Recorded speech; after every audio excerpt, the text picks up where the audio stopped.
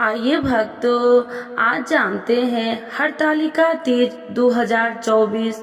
हरतालिका तीज पूजन का शुभ मुहूर्त, पूजा विधि, सामग्री लिस्ट और कथा के बारे में। तो एक बार बोलिए प्रेम से शिव जी की जय, माता पार्वती की जय। इस बार 2024 में हरतालिका तीज व्रत 6 सितंबर दिन शुक्रवार को रखा जाएगा। हिंदू पंचांग के अनुसार प्रतिवर्ष भाद्रपद शुक्ल पक्ष की तृतीया को हरतालिका तीज का व्रत रखा जाता है।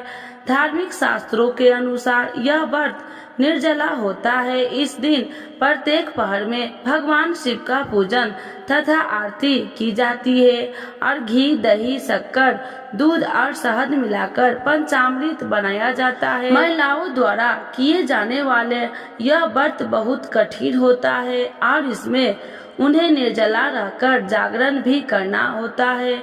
इस दिन सुहागिन महिलाओं को सिंदूर, मेहंदी, बिंदी, चूड़ी, काजल आदि सामग्री सहित सुहाग पिटारा दिया जाता है।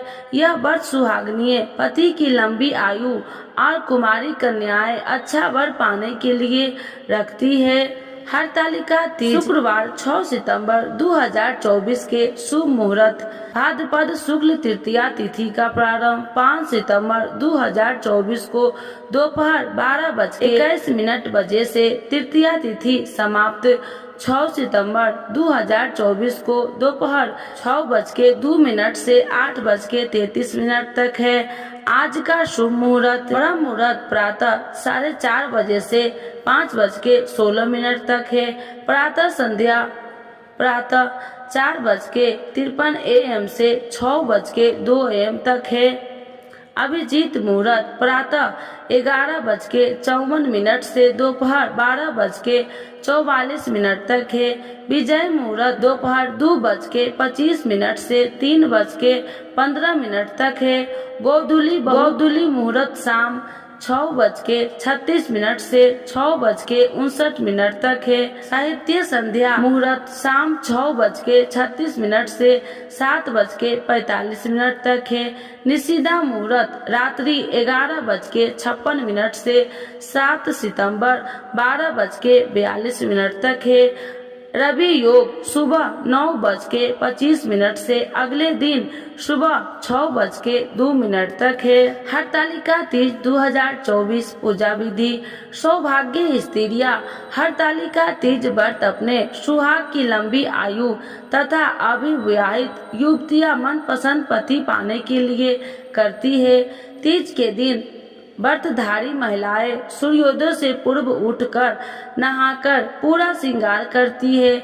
फिर मन में व्रत का संकल्प लेना चाहिए। सबसे पहले घर के मंदिर में काली मिट्टी से भगवान शिव शंकर, माता पार्वती और गणेश की मूर्ति बनाए। पूजन के लिए केले के पत्ते से मंडप बनाकर गौरी शंकर की प्रतिमा स्थापित की जाती है। अब इन मूर्तियों को तिलक लगाए और फल फूल अर्पित करें। फिर माता पार्वती को एक एक कर हरी सुहाग की सामग्री अर्पित करें। इसके बाद भगवान शिव को बेल पत्र और पीला वस्त्र चढ़ाए। रात में भजन कीर्तन करते हुए जागरण कर 3 बार आरती की जाती है और शिव पार्वती विवाह की कथा सुनी जाती है। तीज की कथा पढ़ने या सुनने के बाद आरती करें। इस व्रत में शयन निषेध है, अतः रात्रि में भजन कीर्तन करते हुए रात्रि जागरण करना चाहिए। अगले दिन पुनः सुबह प्रातः काल स्नान आदि से पश्चात श्रद्धा भक्ति पूर्वक माता पार्वती को सिंदूर अर्पित कर भोग चढ़ाए। फिर किसी सुपात्र सुहागिन स्त्री को श्रृंगार सामग्री, वस्त्र, खाद्य सामग्री, फल, मिष्टान तथा यथाशक्ति आभूषण का दान करना चाहिए। यदि रेत की शिवलिंग बनाए हैं तो उनका जला विसर्जन किया जाता है। फिर खीरा खाकर इस व्रत की पूर्णता की जाती है। प्रसाद ग्रहण करने के बाद व्रत का पालन करें। का तीज 2024 पूजा के लिए आवश्यक सामग्री गीली काली मिट्टी या बालू का रेत, बेल पत्र, शमी पत्र, केले का पत्ता, धतूरे का फल एवं फूल, आक का फूल, तुलसी, मजरी, जन नारा वस्त्र सभी प्रकार के फल एवं पुष्प के पत्ते श्रीफल कलश अबीर चंदन घी तेल कपूर कुमकुम दीपक फुलहारा विशेष प्रकार की 16 पत्तियों दुसुहाग पिटारा। हरतालिका तीज 2024 कथा। धार्मिक पुराणों के अनुसार हरतालिका तीज की यह कथा भगवान शिव ने माता पार्वती को सुनाई थी। इस पौराणिक कथा में शिव जी ने माता पार्वती को उनका पिछला जन्म दिलाया था। हे गौरा, पिछले जन्म में तुमने मुझे पाने के लिए बहुत छोटी उम्र में कठोर तप और घोर तपस्या की थी। तुमने न तो कुछ खाया और न ही पिया, बस हवा और सूखे पत्ते चबाए। जला देने वाले गर्मी हो या कपा देने वाली ठंडी, तुम नहीं हटी, डटी रही। बारिश में भी तुमने जल नहीं पिया। तुम्हें इस हालत में देखकर तुम्हारे पिता दुखी थे। उनको दुख देखकर नारद मुनि आए और कहा कि हे भगवान विष्णु के भेजने पर मैं यहाँ पर आया हूँ। वह आपकी कन्या से विवाह करना चाहते हैं। इस बारे में मैं आपकी राय जानना चाहता हूँ। नारद जी की यह बात सुनकर आपके पिता बोले, अगर भगवान विष्णु यह चाहते हैं तो उन्हें कोई आपत्ति नहीं है, परंतु जब तुम्हें इस विवाह के बारे में पता चला तो तुम दुखी हो गई।